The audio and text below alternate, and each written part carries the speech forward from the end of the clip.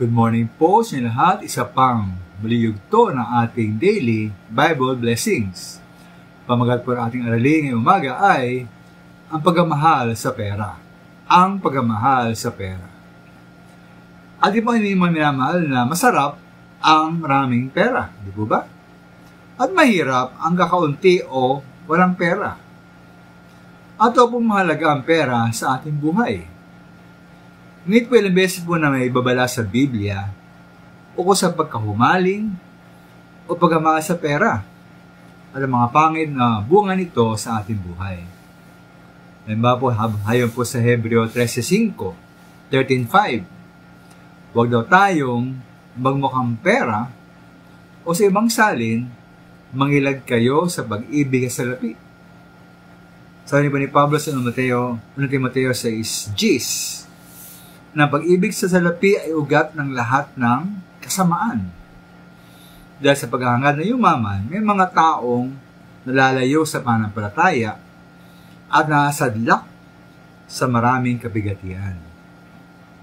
Ngayon po, isa pong mahirap na aspeto sa pasang ito ay kung paano natin malaman na tayo po ay meron namang normal na pag-anais sa pera para sa ating mga pangailangan. Isang banda, o tayo naman sa kabilang banda, ay maaari umiibig na sa pera.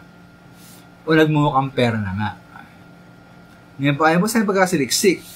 Ito raw ang ilang mga paratandaan na tayo po ay umiibig sa pera o nagmumukhang pera na tayo. Halimbawa, lagi nilang pera ang ating iniisip. Sinusukat natin ang halaga ng ating sarili batay sa dami ng ating pera. Lagi nang babalisa, nag-aalala, at walang pagkakontento ukol sa pera. Laging takot mawalan ng pera. Maaaring sobrang trabaho, kahit pabayaan ng kalusugan, pabayaan ng pamilya, at wala ng pahinga, basta magkapera lang. O kaya ay gumastos kahit kailangan ng sarili o ng mga sa buhay, higpit sa pera, o hanggang gumawa ng masama, tulad ng pandaraya, panlilinglang, pagsisinungaling, magsugal, basta lang pagkapera, o pagayabang sa iba o sa pera. Ang tingin sa tao po ay kung paano may perahan, pabayaan sa pamilya o mga kaibigan dahil sa pera.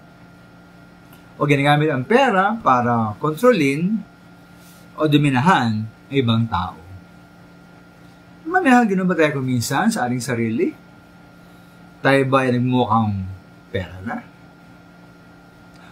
Salamat po.